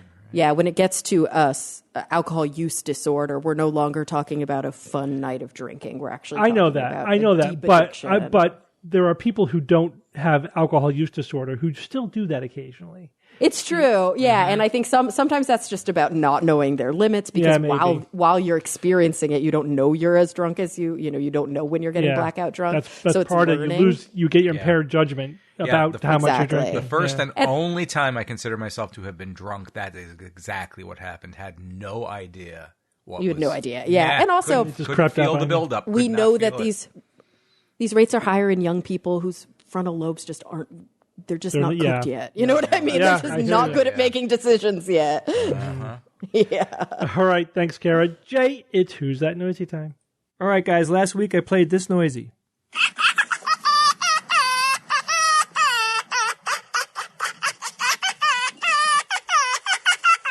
Crazy. Hell, man. Do not What is like. that? Do not like. It's got to be an animal. Yes. Like a laughing animal thing. Probably. Not a hyena, because I've heard hyenas laugh, but it's something like that. Is it one of It's Bob's a marine mammal, isn't it? One of Bob's Halloween dolls, a dismembered head, like of a baby laughing in the background with an eye missing or something like that. Right, Bob? Yes, I would like that head. So a listener named Irene O'Kazkray, she wrote in and said, my guess is a laughing kookaburra. No. Bird? That's a good guess, but it's incorrect. Yep, I heard that too. It's not a kookaburra. Another listener named Kay Dingwell wrote in and said, longtime listener from Prince Edward Island, Canada. As an emergency doc myself, I had a laugh at Steve's Just Give Them the Steroids this week. Is this week's noisy? Remember that? Is this week's noisy? A porcupine. Thanks for all the work you guys do. That is incorrect. It is not a porcupine. Yeah, I've heard porcupines, though. They do chitter, but not. They chitter. Yeah, they chitter. Michael Blaney wrote in and said, hi, Jay. I'm sure I've heard that before, but it's not coming to me. I'm sure as soon as you reveal it, I'll go, oh, yeah, that's right. But I got to make a guess anyway. So my guess is it's a baby eagle begging for food. Whoa. Oh. Nope. That would surprise me. Steve. That guess, I know what eagles sound like. It's not that either. Eagles, they don't have that raptor sound. That sound that they always use for an eagle is actually a red-tailed hawk. Yes. Oh, yeah, that's right. Eagles have a real, squeaky sound that they make. It sounds very un-eagle-like. It doesn't match the noble, bearing of an eagle. Not like Sam the Eagle. That's why they the use the other one. That's why they use a red-tailed hawk, To be fair, that noisy sounds very un-eagle-like as well. So another listener named Steve Weineck wrote in and said, my son, Sachin, at age 10, identified this week's noisy as a 3D printed flute or recorder type instrument. His art teacher made one earlier this year. Keep up the great work. Is it? No, that is not a printed item, but Sachin, that was a good guess. I encourage you to keep listening to Who's That Noisy and keep guessing because eventually you'll probably get one right. Another listener named Robert Stewart wrote in and said, is it a laughing hyena? And the answer is no, but we're getting close. Ooh, is it a mammal? Yeah, I didn't think it was a bird. We're getting close. Aiden Megahay, that's the way the name is pronounced, I'm sure of it, has written in, said, I'm pretty confident about this noisy, and I'll be all chuffed up with myself if I'm right. I think it's the sound of a fox getting its tummy rubbed. Oh. Foxes laugh. They do. What did the fox This say? indeed is a fox. It's a fox. Now, wait, before we move on, another young person, this is Matthew Morrison. He said, "Hi, Jay, my 7-year-old daughter, Nev, heard this week's Noisy and without hesitation said, it's a fox." So, Nev, you got it right. Whoa. Yay. You were 100% right. Yay, Great Nev. guess. Nice. So let's play it again. This is indeed a fox getting its tummy rubbed.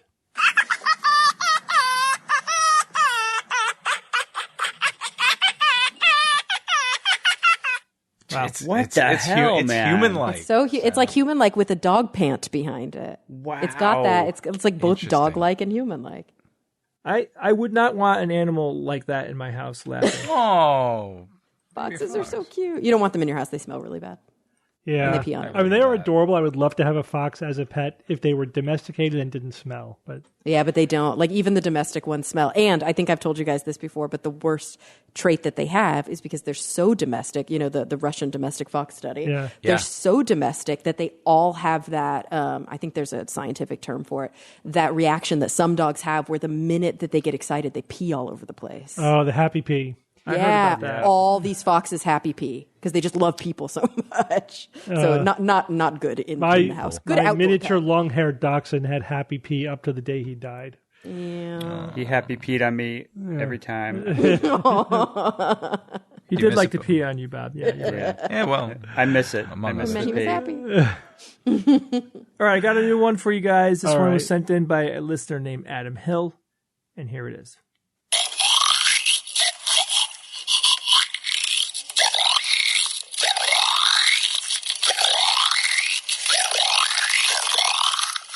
Crazy. Crazy sounds. Guys, if you think you know what this week's Noisy is, or if you heard something cool, you can email me at wtn@theskepticsguide.org. Couple quick things to talk about. One, we have a conference on November 3rd and 4th. This is a SGU and Very Close Friends conference. It is called Nauticon. It'll be happening in White Plains, New York. You can go to the SGU website if you want to find out more details about it. We very recently dramatically increased the quality of our programming because we are continuing to write this conference and improve it and keep upping the fun ideas that we're coming up with. We have a lot of great stuff. Mm-hmm. This week, I'll tell you that there will be a lot of comedic improv, including the audience. Mm-hmm. Audience members will be pulled up to join us. Well, it'll all be voluntary. We're not going to impose that upon anybody. No, We of talked course about not. that. We'll let people raise their hands. We'll pick people who want to do this. You're not going to be like in the back. And We're not going to "Hey, you." force anybody to do something they don't want to do. That's not going to happen. Yeah. But we definitely have that going on. We have so many things that are going to happen at this conference, so many different bits and shows and ideas and everything. There will be something big happening both on Friday night and Saturday night. Mm-hmm. I believe Friday night we will be doing a live Boomer versus Zoomer. This is our game show. We will be pulling 4 people from the audience to be the contestants. It could be you. Mm-hmm. And this is, an hour and a half to 2 hour game show that we have that is a ton of fun. It's live. It's in person.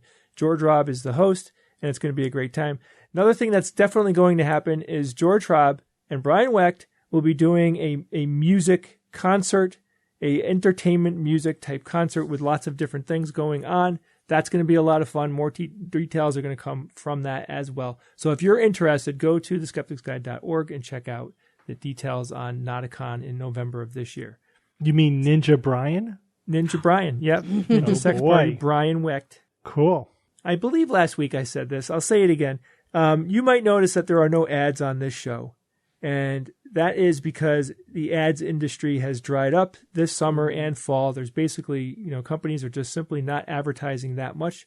So that means that the part of the SGU's income is down. So we are asking our listeners, if you enjoy this show and you feel like helping us keep the show going and keep making this thing happen every week, that you could become a patron of ours. And that would be an amazing thing for you to do to show your support and to help us just continue to do what you listen to every week.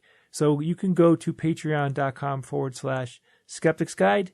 You can take a look at the different levels that we have and the different perks that you get. Bottom line is, even $1 would help. Anything that you can do to help us keep going and keep, greasing the wheels over here. We'd really appreciate it. And now would be a great time to show your support. All right. Thank you, Jay.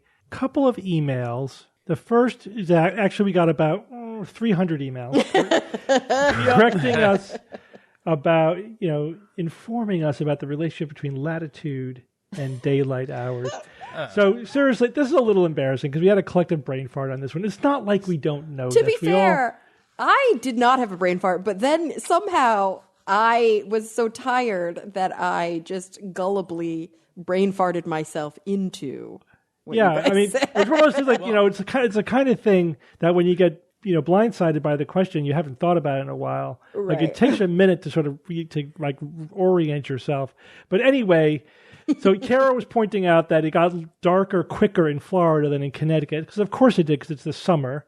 And in the summer, the farther away you get from the equator, the more daylight you have compared to darkness. But I didn't realize it was like a 2-hour difference between It wasn't 2 hours. Between our latitudes. But no, that, but that I didn't wasn't, know. It wasn't for us, guys. It was like 20 minutes. We just happened to be right. We were on right that on the cusp. Yeah. But even still, Evan, I mean, we're at 45 degrees, We're right? 41. 41 is Connecticut. And I thought it was higher than that. And then Kara's 41. probably what, at 30 something? 30. I'm looking up the sunset right now so I can give you the difference. So the sunset today in Davie, Florida was 8:16 p.m. And the sunset, give me a city one of you guys is in. Oh, we'll do New Haven. Probably Haven. 9 o'clock. 8:29, not that different. 10-minute difference or 15-minute difference. Oh, that's it. So, well, today's actually yesterday was the first day of summer, the longest day of the year for us. There you go. But still, 15 minutes later. But think about it this way: by the time you get to the Arctic Circle, you have 24 hours of sunlight. No, right. And we all know that. When you prepare things, it's one thing. You have the facts at the top of your head. But when you're just talking off the cuff, sometimes you say stupid things. Usually we catch each other or. Like when I'm doing post-production, like, was that funny? Will people enjoy that? Okay, I'll leave it in. It's not like I didn't know that we obviously didn't know the answer. We were just like, we're not wrapping our head around this. Let's move on. No, it's like, obviously we knew because I was like, it's a latitude it's a latitude thing too. You guys are farther north. That's why your sun is we didn't know, which you had to consult a map for. Like, it's not, you kind of lose intuitive sense of like how far east things are. That's true. Yeah, and I tried to bring it but we are farther east than you, so that does not explain it. Which is like, what I thought. Yeah, that is a factor. It is a complicated interaction of different variables. It's not just the thing that always thing. blows me is like I forget how far east South America is until you look at it like, holy crap, South America is way east of even the east coast of the United States. I know. We don't think it's north just not south in that direction. Yeah, the way the maps are arranged, it makes it look like it's southwest, but it's really southeast. That's why it's handy to have a globe. I have one in every room of my house. Very good. All right, so it's your fault, Evan. No, all right. I just really appreciated the volume of emails that we got. Oh my gosh, people couldn't Kara wait. was right. I just really like reading that in the first sentence of the year. Because it's not like we doubted that it was getting darker earlier for you. That wasn't the point of the discussion. And because it was brought up in the opening banter, the first couple minutes of the show, these listeners love you. All stop there listening to the show so that they can run to their computers and say, hey, and then resume listening to the rest of the show. At least that's how I envisioned it. All right. We also got a few questions about the whole debating RFK Jr. hubbub. So RFK Jr. challenged a scientist to debate him on the Joe Rogan show. Because, RFK Jr. is running for the Democratic nomination for president, and he is a big-time conspiracy theorist. The guy's a total crank. He's a vaccine. He's an anti-vaxxer, even though he says, I'm not anti-vaccine, I'm pro-vaccine. Yeah, you're an anti-vaxxer. Oh, my gosh, we were talking about him in the 90s. The guy's a total crank. It's a complete embarrassment, in every possible way. But so this is one of the things that the cranks do. Is like they want to debate legitimate scientists in a friendly venue, like in a venue friendly to them. Joe Rogan buys all this crap now too, right? Yeah, not exactly a neutral person there. Peter Hotez, who is a vaccine doctor, and he's refusing to do the debate. So of course they're like, "Oh, you're scared." It's like, so here's the thing: we've said this before on the show. I've done debates. I think debates are fine, but you have to consider the venue. Right? Mm-hmm. It's all about the venue. In an unfriendly, open venue, or one where there's no way to establish any kind of rules. You end up with a Gish Gallop. Yep. Right? That's it. It's not, it's just going to favor a loudmouth who's used to talking about, their crap. The venue is not amenable to a good exchange of ideas. It's not amenable to understanding at the end of the day what the science actually has to say. It favors the Gish Gallop, where you just keep throwing out claim after claim. And if somebody who's like lived and breathed this for decades, like RFK, he's been doing this for about 20 years, he could throw out a lot of stuff. He'll say, what about Simpson would or whatever? And if somebody who knows the science but doesn't know the pseudoscience, doesn't know the ins and outs of the decades of conspiracy mongering in the anti-vaccine movement, they're going to get blindsided by a bunch of this crap. And it's going to make it seem like they don't know what they're talking about. It's really a total stunt. You should absolutely not do it. It has everything to do with exactly what you're saying. It's kind of like teaching to the test. Like, it has to do with how well you can debate a pseudoscientist. It has nothing to do with how much science you know. Right. Or the evidence, or where the truth lies. It's not about that at all. That's why, we call it a Gish Gallop, because Dwayne Gish made a career out of debating evolutionary scientists and getting the upper hand on them in debates, because he would throw out tons of nonsense that they couldn't possibly deal with, in the time allowed. And there wasn't never do this. Ever. Yeah, I would only do it in a format where like you can stay on a topic long enough to get to the end of it, where there's some kind of truly neutral person sort of moderating it. Even then, you got to know your shit, man. You got to be able. You can't get blindsided. And you don't just have to know your shit. You have to know how to make the statement in a really succinct way that's very graspable within a short amount of time. I mean, there's a you got to know he's going to say this. Here's my 30-second rebuttal. It's like going into court, basically. Yes, every lawyer is supposed to know exactly what the other lawyer is going to be bringing up and be ready to defend. Yeah, but the bottom line, you got to know the science and the pseudoscience, and that's a rare commodity. And have people can really do that. And be a show have person. The raw skills.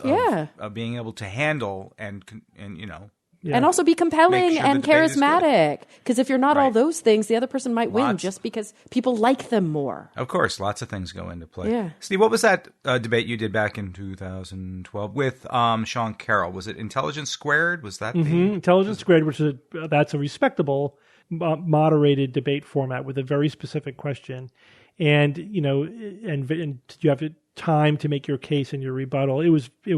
Again, it was a controlled, good environment. It's one of the best environments. It was on Life After Death. Yeah, and we kicked ass. Right. We won by the rules of the needle. debate. That's right. Yeah, we moved the needle. You polled the audience before, had the debate, polled them afterwards, and you moved the needle. It's all fake, but whatever. According to the internal rules of that debate, we won. Yes. And I also debated I've debated homeopaths. I debated an anti-vaxxer on stage at one of the TAMs. I got pulled aside to do that. Kicked his ass because I knew what he was saying. Right. He tried to pull the look at the reducing fatality rate of measles. It all happened before the vaccine. It's like, that's because of medicine, right? Medicine reduces the fatality rate, but look at the infection rate. That plummets after the vaccine. And when I did that in such a way to totally expose the guy as a liar. And that's the only, but I had that loaded and ready to go. And if you don't have that, you get blindsided by that. Ultimately, and I know we're not the target audience, sure, but I love watching debates between two brilliant people who are talking about something that has a nuanced outcome, where it's a moralistic question or a question that really could fall on one side or the other, and I want to know their takes. I am not interested in watching two people debate about settled science. Yeah. That's not interesting. Exactly. It's a lose-lose scenario. Yeah. Right. Plus, in a way, it legitimizes the incorrect position. It gives them a seat at a table that they don't belong at because we've already shown that there's no seat there. Right. There shouldn't be. You're right. Now, what I have done in other cases where somebody tries to pull a stunt debate challenge my way, and I don't think that there's a fair venue to be had, I'll tell you what, I will have a written debate with you. I'll even host it on my blog. Here are the rules. You're going to get this many responses, you have to stay within this many words. So you can't send me a book because people have tried to do that to me too. It's like, no, you can't fucking send me a 300-page book as your response. So I said, I'll host it. Here's the format. here are the rules, and that way you could have links. You can hone in. You have time to formulate. It's a much better venue. A written debate is much better than a live debate. If you're interested in actual learning the facts and seeing who has the better position, the better arguments. That way it takes away from them the rhetorical device of always too afraid to debate me. All right, it's time for science or fiction. It's time for science or fiction.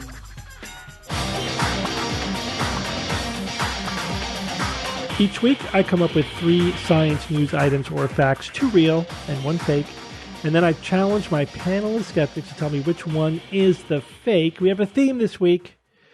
Now, if you remember, at least once, if not more than once, in the past, and I may do this again, the theme of the science or fiction was historical events that never actually happened. You guys remember that? Oh, yeah. No.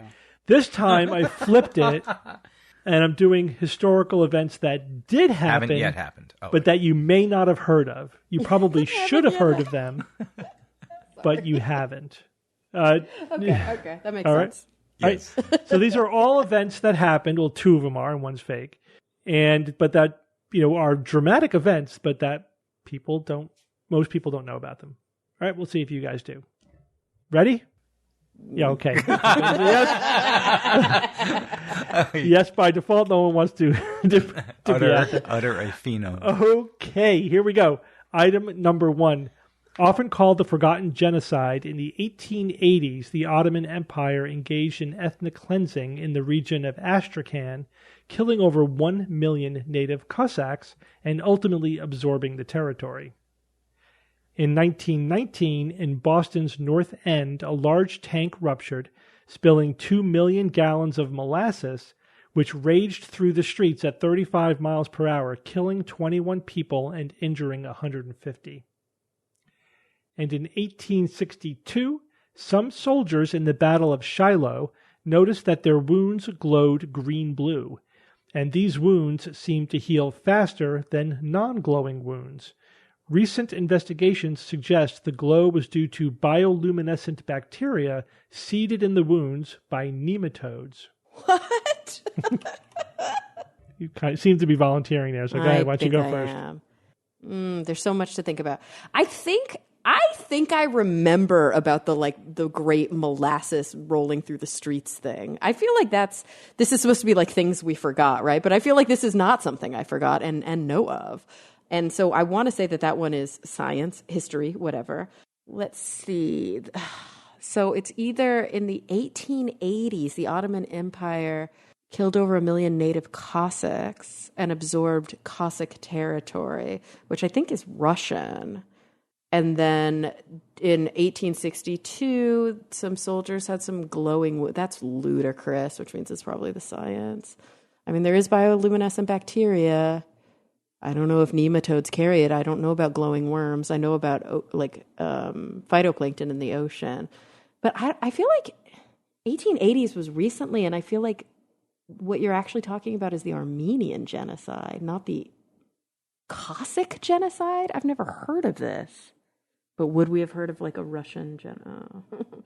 I'm going to go out on a limb and say that the Forgotten Genocide one is the fiction. That there's too many things are changed in that, but that is bananas about these glowing wounds. Oh God, please tell me I'm right. Okay, Jay. All right. The first one here, the Forgotten Genocide. Jesus Christ. All right. So the question is whether these happened or not, right? Yeah. I just don't know about any of these, Steve. It's remarkable. Remarkable. All right. The second one is the large tank of molasses. I think that happened. I'm pretty sure that people got killed by molasses at one point. The third one, in 1862, some soldiers in the Battle of Shiloh noticed that their wounds glowed green-blue. Give me a break. These wounds healed faster. It was more of a blue-green than non-glowing wounds. Get the hell out of here. You so made that up. Bioluminescent bacteria is seeded in the wound by nematodes. Nematodes. Nematodes. Nematodes. Wormies. Horny toads. I mean, holy Christ, Steve. All right, I don't think that the wounds glowed. I think that one is a fiction. Okay, Evan? The Boston North End tank rupture and the molasses. Yes, I think that one is science. I mean, what an awful way to go. Not that there's necessarily good ways to go, but that's not a good way to go. 1862, yes, Battle of Shiloh. Familiar with that? That was during the American Civil War. For anybody American Civil War, yes, that, yeah. Right. Battle of Shiloh was, I think, the deadliest of all the battles. Was it not? I think there was more life lost in that battle than any other battle in the Civil War. But regardless, I do recall, I believe, reading something about the green-blue glowing. Not that they knew exactly what was going on at the time, but like you said, Steve, this is about a recent investigation. And I have a feeling that one's science. That leaves the forgotten genocide. Yeah, I don't know if it was, first of all, the 1880s. Could have been the 1880s. Was it later than that, or 1900s? And I recall it's Armenians. I've never heard it referred to as Astrakhan or the Cossacks. It's considered, there's an Armenian genocide, so that's why I agree with Kara. That one's doesn't sound like the facts are correct. So that one's fiction. Okay, and Bob. The molasses, I think we actually talked about on this show probably 10 years ago. It's ringing a bell from the show. Whether that means it's true or false, I have no idea, of course, but I'm thinking it probably maybe happened. This the bioluminescent bacteria doesn't seem right. I mean, I don't think, first off, do nematodes shed bioluminescent bacteria? Why are they shedding any bacteria? And would they be shedding enough to even make it noticeably bioluminescent? I don't know. I call bullshit on that one. I'll say fiction. Okay, so you all are pretty confident about number 2, so we'll start there. In 1919, in Boston's North End, a large tank ruptured, spilling 2 million gallons of molasses, which raged through the streets at 35 miles per hour, killing 21 people and injuring 150. You guys all think this one is science, but what if it was Boston's South End? Oh, no. You wouldn't do that, would you? No, I wouldn't do that. That one is science. Bunch of Southies.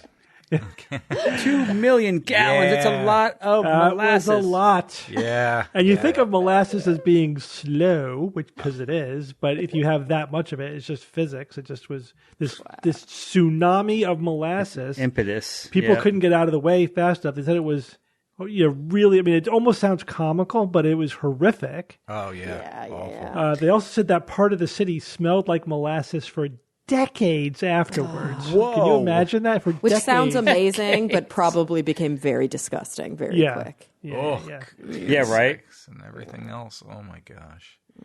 That is an unusual way to go, being drowning in molasses. Yes. And the eventually investigations concluded that the fault was the steel container. It was not adequate to hold the weight of the molasses. And so, basically the molasses was used for booze, right? They would use it for fermenting for certain alcohols, and it would be imported from other places like Cuba or wherever. And then it would be stored there until it was shipped to the individual refineries, distilleries that were making the alcohol. And at this point, they just overloaded it, They said there were a couple occasions before where they basically had it full, but they really topped it off on this one occasion. And the thickness of the steel they just engineered it incorrectly. The steel wasn't thick enough. The rivets failed, so they weren't strong enough. And it was basically too big. And it exploded. It just ruptured and that was it. Wow. Terrible. Okay, let's go back to number 1, often called the Forgotten Genocide. In the 1880s, the Ottoman Empire engaged in ethnic cleansing in the region of Astrakhan, killing over 1 million native Cossacks and ultimately absorbing the territory. Evan and Kara, you think this one is the fiction. Jay and Bob, you think this one is science. So a couple of facts before I do the reveal on this one. So first of all, of course, this isn't the Armenian genocide. That was a completely different genocide that happened in the 1900s. How could you say, of course, when you're trying to trick us on the facts of a history item? And wasn't it also Ottomans? the Ottomans engaged in multiple genocides. Right. Right? So I just know that living in LA, I have a lot of Armenian friends. There's a huge Armenian diaspora My there. wife is Armenian, Kara. Right, and don't they sometimes call that the forgotten genocide? No, it's just the Armenian genocide. Oh, but a lot of people didn't call it a genocide for years. Right, know, and that's but the it is point. a Is genocide. governments Right. aren't recognizing it for political. Yeah, I know the U.S. didn't recognize yeah. it for a long time, so they want to piss off Turkey. exactly. Anyway. But anyway, so the Ottomans are credited with multiple genocides. And, right, so this has nothing to do with the Armenian genocide, which was sort of reached its peak in 1912. That's what. Yeah. You're correct. This is in Russia. Astrakhan is a city which is now in Russia, but this was at this point in time, this was not in Russia. It was its own place. Cossacks are, they are multi-ethnic group that was widely reviled in the region. Yeah, you hear it as like a slur. Chekhov Yeah. didn't like him. Yeah, I know. But this one is the fiction. This is the fiction. So, but this just was not one of the many Ottoman genocides that made this one up. But I just made sure the names all lined up. It was the right time for the Ottoman Empire. The Astrakhan existed. It was more of a city than a region, although it kind of was a region. But the Cossacks were more in Ukraine. They were in Astrakhan. Oh, okay. So I just made up those details. All of this means that in 1862, some soldiers in the Battle of Shiloh noticed that their wounds glowed green-blue, and these wounds seemed to heal faster than non-glowing wounds. Recent investigations suggest that the glow was due to bioluminescent bacteria seeded in the wounds by nematodes. This is science. They called the glowing wounds the angel light, or the angel glow. Of course, the angels are glowing. They're healing my wound. It's glowing this green-blue color, and it heals better. Yeah. Why wouldn't you think that? Yeah, so this story was pretty well documented, at the time, but nobody had an answer for it. And actually, about 10 years or so ago, these two high school students did a study. Now, you hear that, but, the mother of one of the students was a microbiologist. So she helped them out a lot. They said, okay, is there a bacteria that could have been responsible for this phenomenon? So they tried to cross-reference, were there any bioluminescent bacteria that would have been in Shiloh at the time? And they came up with a pretty plausible hypothesis that, it was this one bioluminescent bacteria that does colonize nematodes. They usually do not infect humans because the environment is not correct. But the soldiers were wet and cold. They were like rotting on the battlefield. So they because they were normally human skin temperatures too warm for these bacteria, and they like a wet environment. But if you have a wet, cold, extremity, then they can colonize you. So these bacteria, and they do. The nematodes were getting in everywhere too. So that's the grossest part of this whole story. Let's be clear here. They had worms in their wounds. Yeah, but maggots, have been used to heal wounds among other things, right? These were just naturally occurring worms. Civil War situation there, Kara. This is horrible. The bacterium is Photorhabdus luminescens. Cool. Photorhabdus luminescens. And it does, it might be like a symbiotic thing with the nematodes because it does keep away pathogenic bacteria. So if it did colonize these wounds, it wasn't really an infection because it doesn't infect people. But if it colonized the wounds, it would crowd out other bacteria, and it kills pathogenic bacteria. The luminescence bacteria does kill pathogenic bacteria. That's awesome. So it was like a natural antibiotic. It was like a natural antibiotic. That was and that happened to glow. Very interesting. So that, again, it suggests, I don't say that they've proved it, but that's pretty... Or it was angels. Pretty solid hypothesis. Yeah, or angels. Or angels. Right. Or it was angels, That's one or still the out other. there. Yeah, right, that's Changed the my alternative hypothesis. Yeah. All right, good job, Evan and Kara. Thanks. Hey, thanks. Whatever. Bob, you were... Yeah, I was going to say, you were kind of quiet there until that whatever. At least you weren't alone, Bob. Yeah, that's true. Okay. We lost Bob till next week, folks. I like these. Like, is this real or is it not real? Kind of science or fiction. Like, did this happen? Let's have more of those, right, Bob? Yeah. Evan, stop putting nematodes in his wound. Right. Well, they glow. Yeah. So. All right, Evan, give us a quote. All right, this week's quote was suggested by listener Craig Good, friend of the show. Hi, Craig. And Hey, thanks for suggesting this one. Science is the acceptance of what works and the rejection of what does not. That needs more courage than we might think. Jakob Bernowski. Nice quote. Very nice quote. It does, shockingly sometimes, take a lot of courage just to accept reality, and objectively for what it is. I know. It's hard. Our brains are really good at coming up with bullshit excuses to believe nonsense. Right, comforting ideas. Especially when there's fooling a ourselves. paradigm shift in play. Especially when agreeing with the science means disagreeing with the zeitgeist. Mm-hmm. That's, spirit of the you have to be times. pretty brave. Yeah. Super Totally. tough. Yep. All right. I always like to, with political beliefs, right? When somebody says something that I agree with, but they're supporting their own party, you only get partial credit for that. You know what I mean? Mm-hmm. But I'm really impressed when somebody says something that is reasonable and rational that cuts across their normal party lines. Yeah. Yes. Yep. It goes against their own party's dogma, but they're saying it because it just happens to be true. Oh my gosh. Then you get credit for it. You don't get credit for supporting the science when it also supports, your political ideology. You're not really supporting the science then. You're just Agreed. supporting your ideology. But if you support the science even when it goes against your ideology, that's when you could say, all right, that person's being skeptical Honest. and You're rational. right. Intellectually honest. Yeah, exactly. All right. Well, thank you all for joining me this week. Sure, man. Thanks, Steve. And until next week, this is your Skeptic's Guide to the Universe. Skeptic's Guide to the Universe is produced by SGU Productions, dedicated to promoting science and critical thinking. For more information, visit us at theskepticsguide.org. Send your questions to info@theskepticsguide.org. And if you would like to support the show and all the work that we do, go to patreon.com/skepticsguide and consider becoming a patron and becoming part of the SGU community. Our listeners and supporters are what make SGU possible.